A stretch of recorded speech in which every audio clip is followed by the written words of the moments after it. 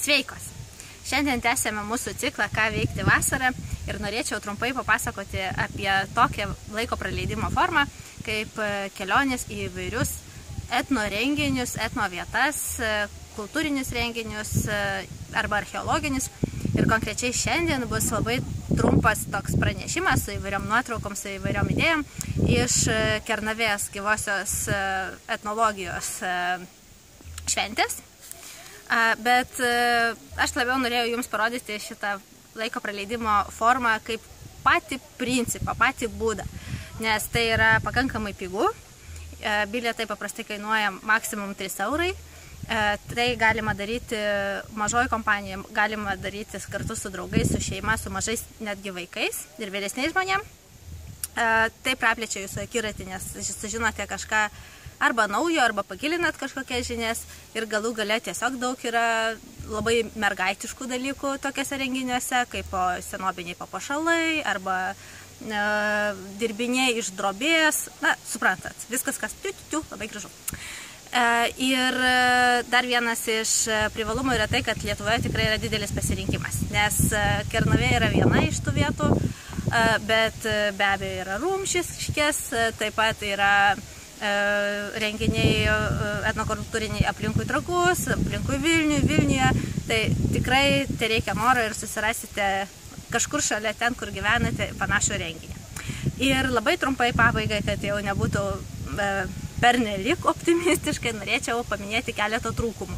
Tai pagrindiniai trūkumai yra tai, kad viskas vyksta paprastai gamtoje, atviram ore, todėl turite atitinkamai pasirengti ir jeigu lietus lyja skirtingai nuo šiandien, tai reikia arba tinkamai apsirengti, arba dėja ta pramoga neįvyksta. Jeigu tuo tarpu yra taip karšta, kaip pavyzdžiui šiandien, kur yra smarkiai karščiau negu 30 laipsnių, tai dalyko ant galvos jums tikrai prireiktų ir tai yra viena iš klaidų, kurią aš šiandien padariau. Ir dar vienas niuansas, su kuriuo reikia tiesiog susitaikyti, kad aplinkui tokius renginius paprastai yra nemažai ir kyčio. Įvairūs pigus dalykėliai parduodami, tie patys Kinijoje pagaminti kažkokie ale suvenyrai, bet tai yra tikriausiai kaina, kurią mes mokame už tai, kad galėtume pasižiūrėti ir kažką labai įdomaus. Tad linkiu jums išeiti į gryną orą ir sužinokit šiek tiek daugiau apie mūsų protėvius. See you!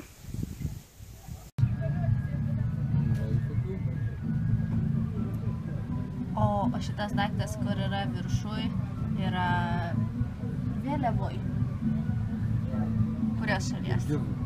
Kirgizų vėliavo yra. Ir jis, kaip matote, simbolizuoja jurtos tokį lankelį, stogą į dangų.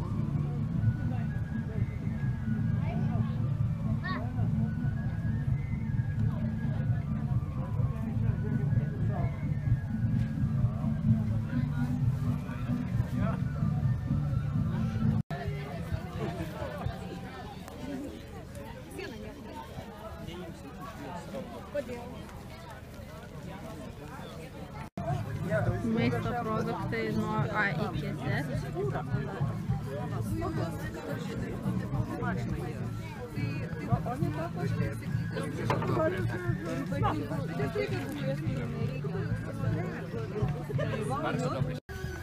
Zresztą ja sobie smażymy, nie?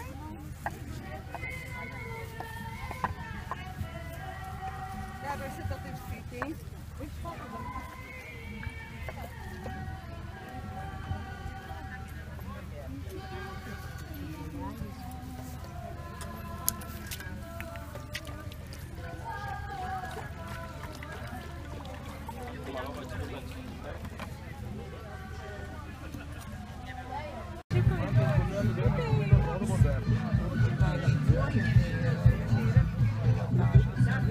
Taip.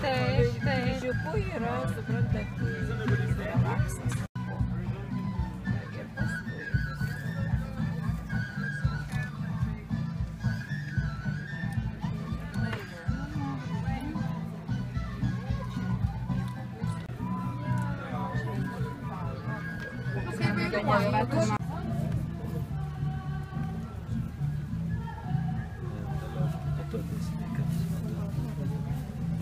Che c'è Čia tai, nu koksai tai 10 amžius maždaug, plus minus.